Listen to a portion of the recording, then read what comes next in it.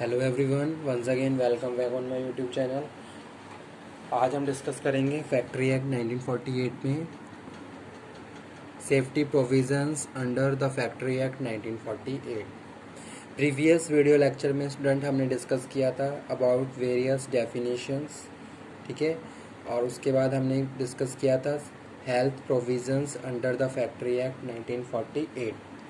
तो previous lecture में हमने हेल्थ प्रोविजंस के बारे में डिस्कस किया कि भाई अगर आप वर्कर्स को ऑर्गेनाइजेशन में काम के लिए बुला रहे हो, ठीक है, आपने उनको वर्किंग काम के लिए हायर किया है, कुछ मैन्युफैक्चरिंग प्रोसेस के लिए आपने उनको हायर किया है, तो उस केस में आप उनको कौन कौन से ऐसे हेल्थ प्रोविजंस हैं जो गवर्नमेंट ने डिफ़ाइन करें और उन सारे हेल्थ प्रोविजंस के हिसाब से आपको प्रॉपरली किस तरीके की फैसिलिटी उन्हें देनी चाहिए, ठीक है। तो वो हमने बात करी थी किसमें, लास्ट वीडियो लेक्चर में, जो किसके अंडर था, factory act 1948 provisions regarding health, ठीक है। तो वो हमने डिस्कस किया था। तो उसमें हमने जो डिस्कशन किया था वो हेल्थ से रिलेटेड कुछ पॉइंट्स थे जो अंडर सेक्शन 11 to 20 आते हैं, ठीक है। तो वो हमने लास्ट वीडियो लेक्चर में कवर किए थे। Health provisions regarding factory act 1948,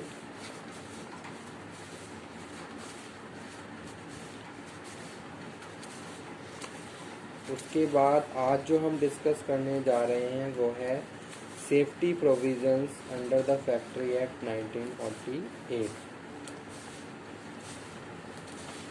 ठीक है। तो कौन कौन से ऐसे सेफ्टी प्रोविजंस हैं जो फैक्ट्री एक्ट 1948 में आते हैं वो हम डिस्कस करेंगे आज के इस एक्ट में। तो चलिए स्टार्ट कर लेते हैं आज का video lecture. Let's start. Section 21 to 40 of the Factories Act 1948 contain provisions regarding creation of safety working conditions for workers, ठीक है। तो जिस तरीके से आपको हेल्थ के लिए, वर्कर्स की हेल्थ के लिए कुछ प्रोविजंस आपके लिए फॉलो लगाए गए हैं जो सेक्शन 11 to 20 काउंट किए जाते हैं, ठीक है।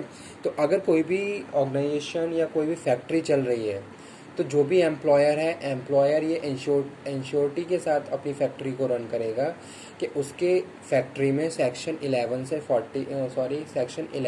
20 तक जो भी प्रोविजंस गवर्नमेंट ने उसको इम्पोज किए हैं वो उसको प्रॉपरली फॉलो पूरा कर रहा है नहीं कर रहा है, ठीक है।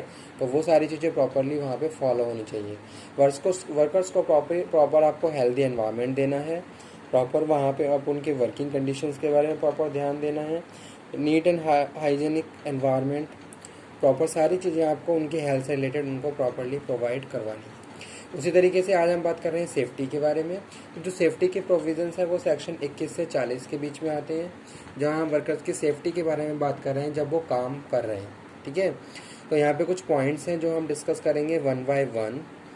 फर्स्ट वन यहाँ पे लिखा हुआ है फेंसिंग ऑफ मशीनरीज, सेक्शन 21। तो जो फेंसिंग ऑफ मशीनरीज है सेक्शन 21 में आता है। तो स्टूडेंट यहाँ पे जो हम बात कर रहे हैं मशीनों की फेंसिंग के बारे में बात कर रहे हैं कि भाई अगर कोई मशीन है, किसी भी ऑर्गेनाइजेशन में कोई मशीन चल रही है तो उस मशीन को लोहे के जाल से कवर किया जाना चाहिए। तो फेंसिंग यहाँ पे हम बात कर रहे हैं कवर उसको, उस मशीन को कवर करना, ठीक है। जैसे सपोज कोई मशीन चल रही है, मोशन में है, ठीक है, तो अगर उसको कवर नहीं किया जाएगा तो हो सकता है किसी भी वर्कर्स के साथ कोई भी इंसिडेंट हो जाए, ठीक है। तो उस केस में कोई इंसिडेंट हो जाए तो उससे बचने के लिए, उसके प्रिवेंशन के लिए हमें क्या करना है, मशीन की फेंसिंग कर देनी है और एक एरिया डिसाइड कर देना है कि कितने एरिया तक कस्टमर का मूवमेंट होना चाहिए और नहीं होना चाहिए। तो वो यहाँ पे हम बात कर रहे हैं सेफ्टी प्रोविजंस में। First one that is this is fencing of machinery section 21। Second one is work on near machinery in motion, ठीक है। तो जो मशीनरीज का मोशन में है, जैसे सपोज आपने देखा होगा ऑर्गेनाइजेशन में बहुत सारी मशीनरीज होती हैं। अगर कोई जैसे सपोज कोई वुड की इंडस्ट्री है, ठीक है, लकड़ी की कोई फैक्ट्री चल रही है, वहाँ पे लकड़ी का काम किया जा रहा है, तो वहाँ पे प्रॉपरली क्या होना है, वहाँ पे proper machines working self work motion में चल रही हैं, तो उन सारी चीज़ों को भी प्रॉपरली हमें क्या करना है, कंट्रोल में करना है, ठीक है। साथ के साथ जो भी हमारा मशीनरीज का जो भी सेटअप है वो इस तरीके से लगाना है ताकि वर्कर्स और मशीन्स के बीच में एक डिस्टेंस बनी रहे, ठीक है। और कोई भी इंसिडेंट वहाँ पे अकर ना हो। थर्ड वन है employment of young person on dangerous machines.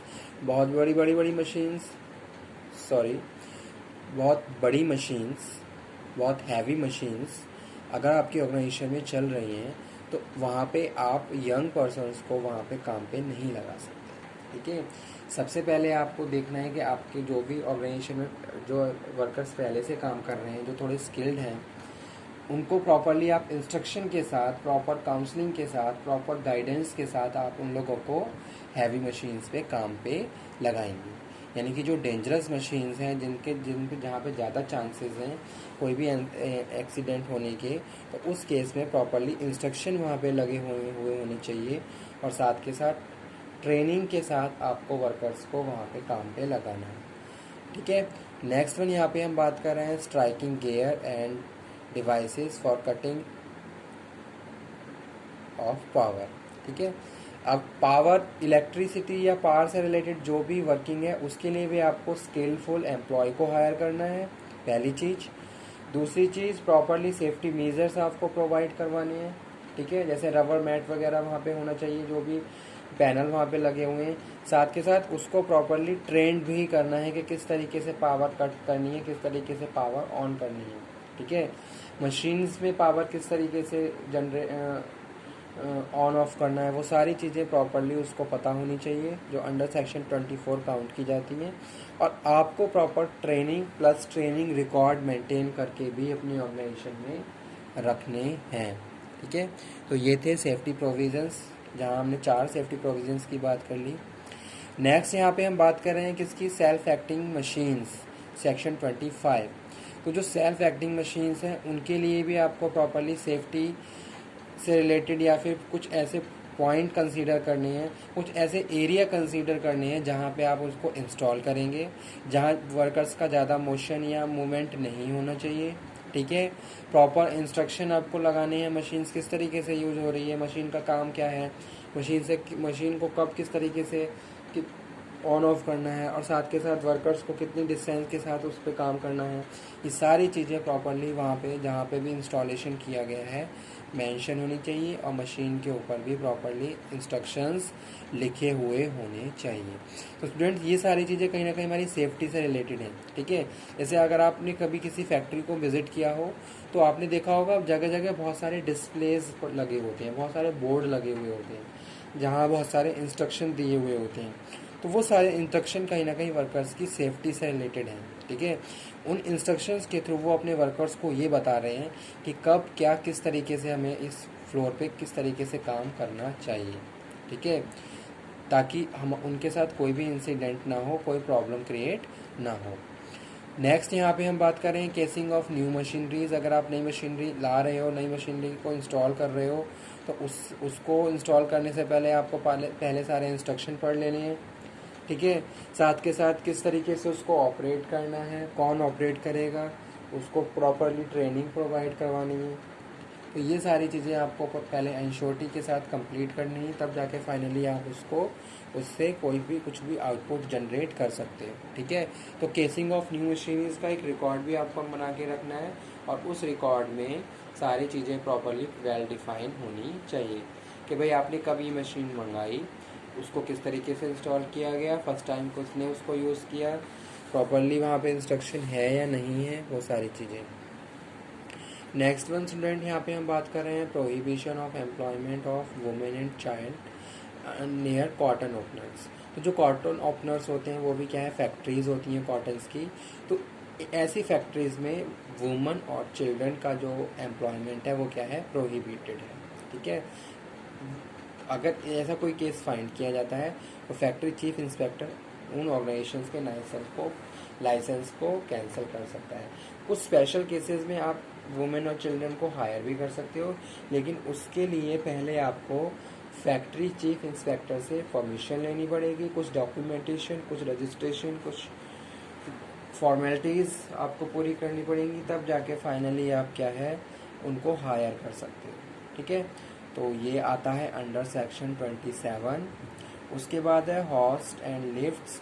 अगर आपकी फैक्ट्री में लिफ्ट लगी हुई है, ठीक है, तो उनको प्रॉपरली उनकी मेंटेनेंस होनी चाहिए, साथ के साथ प्रॉपर डिस्प्ले वहाँ पे लगे हुए होने चाहिए, और प्रॉपरली ये भी मेंशन होना चाहिए कि वो हॉस्ट और वो मशीन लिफ्ट कितना बाहर सहन कर सकती हैं।